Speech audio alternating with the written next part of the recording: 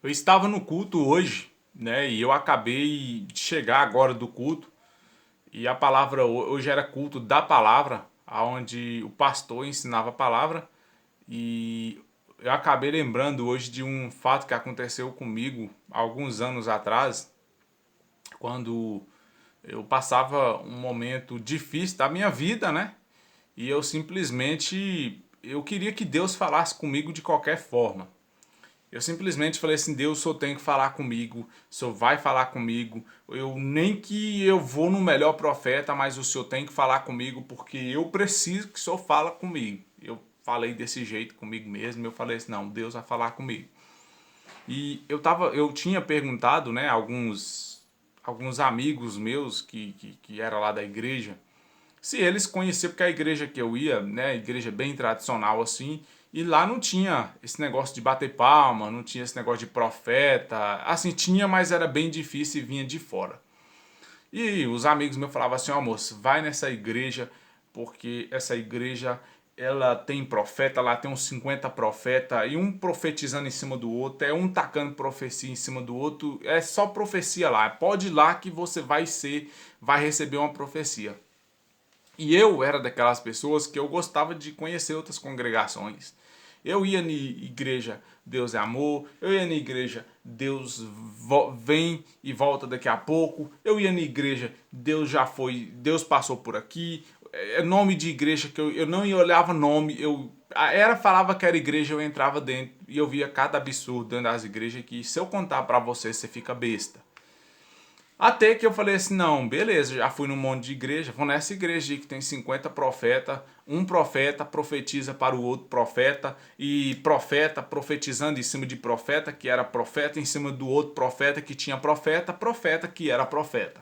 Então o porteiro era profeta, a pessoa que limpava o chão era profeta, o pastor era profeta, os levitas era profeta, quem mais, gente? O eletricista da igreja era profeta, até o vizinho da igreja lá era profeta. Então eu falei assim, eu vou lá porque eu quero que Deus fala comigo, porque eu preciso que um profeta fala comigo, né? E eu lembro, eu arrumei, né? Fui para a igreja e quando eu cheguei lá, é, eles apresentaram as pessoas novatas, né? Tipo, quando você chega na igreja, as pessoas, né, da igreja, elas te apresentam, falam assim, ó, foi muito um prazer ter você aqui junto conosco, né, hoje e tal. E simplesmente me apresentaram com os demais novatos que tinha lá, as pessoas novas que tinham ido lá pela primeira vez ou pela segunda vez. E simplesmente, depois, no meio do culto, começou a profetaiada. No meio do culto começou a profetaiada. O pastor estava pregando e era profeta daqui, e era profeta dali, e era profeta da pra cá, e mandava profecia daqui, e mandava profecia dali, e falava que um ia ser baterista, e falava que um ia para fora do Brasil pregar lá na África, e falava que um ia pregar lá nos Estados Unidos, e falava que um ia pregar na Holanda, e falava que um ia ser usado como João, o outro como Mateus, e era aquele tanto de profecia. E eu lá em pé olhando, né, esperando a minha profecia. Porque eu falei assim, eu vou lá, porque eu quero a minha profecia, eu quero que Deus fala comigo, eu vou obrigar a Deus a falar comigo, Deus vai falar comigo. E nada. E vai um, vai outro, profeta daqui, profeta dali, e nada. Até que acabou aquele trem assim, quietou, aquela calma na igreja, nem se ouvia mais o pastor pregando, nem se ouvia mais um glória, nem se ouvia um aleluia, nem se ouvia nada, que tipo assim, todo mundo ficou em silêncio assim, e só eu fiquei em pé olhando ali e falei assim, meu Deus, é só eu que tô fora de sintonia aqui, só eu que não tô recebendo de Deus, só eu tô desviado dentro da igreja, misericórdia. Ali, é, nada aconteceu. O culto acabou, todo mundo recebeu profecia, Deus falou com todo mundo, Deus profetizou, né, os profetas profetizaram para todo mundo e nada aconteceu comigo. Ninguém falou nada. E eu falei assim, Deus, falou com todo mundo. O senhor, né, a igreja, o porteiro era profeta, o pastor era profeta, Até os vizinhos da igreja era profeta. E se bombeasse até os cachorros que lá estavam profetizando e ninguém falou nada comigo. Entregou a palavra do Senhor. Eu fui embora. Fui embora chateado. Fui embora triste. Fui embora decepcionado. Fui embora me sentindo desviado da igreja. Porque eu estava passando por um momento difícil. Eu queria ouvir uma palavra de conforto. Eu queria ouvir uma palavra assim que Deus vai te levantar, que Deus vai te colocar de pé, vai te levar nos quatro cantos dessa terra e vai te fazer um profeta usado, um homem de Deus usado. Eu queria ouvir palavra de conforto e na verdade eu saí de lá sem nenhuma palavra de conforto e eu fiquei muito decepcionado.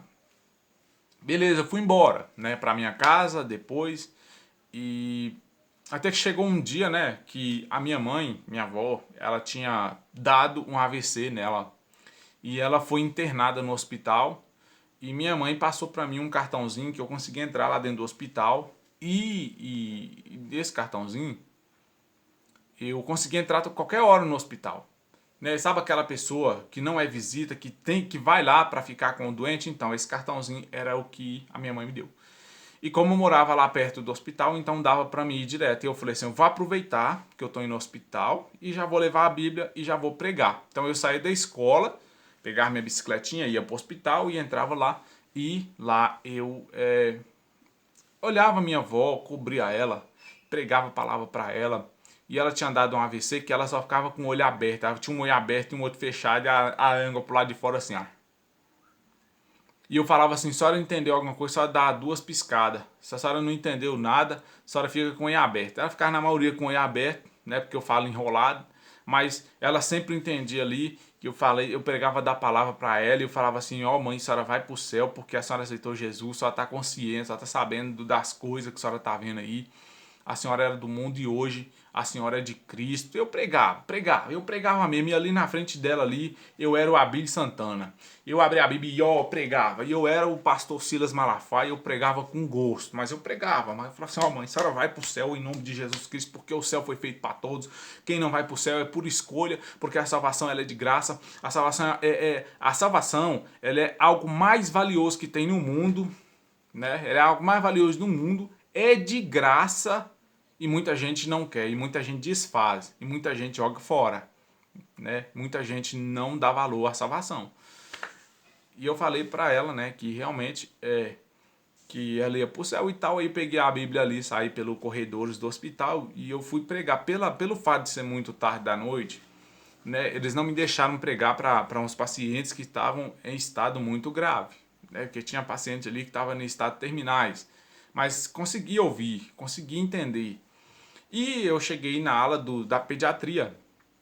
E lá na ala da pediatria, eu tinha algumas mães lá, né, que estavam lá acompanhando seus filhos. E eu comecei a falar de Jesus para ela. E tinha uma mulher, né, que lá ela conhecia da palavra e ela pediu para mim orar. E eu falei assim, vamos todo mundo pegar na mão aqui e vamos orar. E ali a gente começou a orar. Aí, de repente, um rapaz que estava lá do lado, que era esposo dela, tava todo mundo de mão dada assim, ó. E ele olhou pra mim assim e saiu de perto e foi pra lá. Eu chego a arrepiar na hora que eu falo isso, ó. E ele tava bem perto e ele largou minha mão e a mão dela e saiu. E ele foi lá pra frente, eu falei assim, pronto. Esse aí deve ser um ciumento, atribulado, encapetado, que vai querer fazer alguma coisa comigo. Porque ele tá achando que eu quero alguma coisa com a mulher dele, mas eu quero que é só pregar a palavra e ir embora. Quer só entregar a verdade e ir embora. Posso não ser perfeito em muitas coisas, mas eu sei que a palavra de Deus, ela muda corações, ela muda sentimento, ela faz algo acontecer na vida das pessoas, né? E de repente ele foi lá para frente do corredor. Eu tinha que passar lá de qualquer jeito. Ou era lá ou era entre as paredes ou dentro do vaso, né? Então não tinha como eu sair, não tinha como eu não passar ali. E ali eu despedi, né, das mulheres ali e fui em direção ao corredor, né, com medo, mas eu falei assim, não, Deus está comigo. E quando chegou lá no corredor, ele me parou, ele colocou a mão no meu ombro e disse assim, ó, assim diz o Senhor, você ajoelhado na sua cama pediu para mim conversar com você, mas eu não conversei e fui falando tudo daquilo que eu tinha falado dentro do quarto, só eu e Deus. Tipo assim, eu fiquei assim, meu olho encheu d'água na hora, porque para esse cara, né, saber né, o que tinha feito, do que tinha falado lá dentro do quarto comigo, esse cara, ele tinha que estar lá dentro do quarto e ele tinha que ter um poder de ler a visão, a mente das pessoas, porque eu falei com Deus, só eu e Deus dentro do quarto, mas ninguém sabia. E ele começou a entregar a profecia e falou assim, ó, Deus, assim diz o Senhor, que ele vai te usar, como ele usou um profeta dele, ele vai te usar nesse mundo. E eu peguei aquela profecia com tudo. Sabe o que eu aprendi com isso que aconteceu na minha vida? Eu aprendi o seguinte, que não adianta você querer marcar o tempo de Deus, porque o tempo de Deus não é o seu tempo. Não adianta você obrigar Deus a falar com você, sabe por quê? Porque Deus não é seu empregado, Deus não é seu subordinado, Deus não é seu vizinho, Deus não é seu parente, Deus não é seu filho, Deus não é nada seu, e nem subordinado, nem empregado, nem nada, para você querer obrigar ele a falar na hora que você quer falar com ele, entendeu? Então, Deus falou comigo no momento que ele achou oportuno, no momento que ele achou certo, e falou na hora certa mesmo. E eu saí dali daquele hospital muito transbordante, quase que eu esquecendo minha bicicleta lá na frente, mas não esqueci porque era a única condução que eu tinha na época. E ainda que é a única que eu ainda continuo tendo. E assim, eu encerro aqui. Aprenda uma coisa: o tempo de Deus na sua vida não é o seu tempo. Você pode estar achando que está tarde, mas na verdade é porque ainda não chegou a hora e o tempo de Deus agir na sua vida.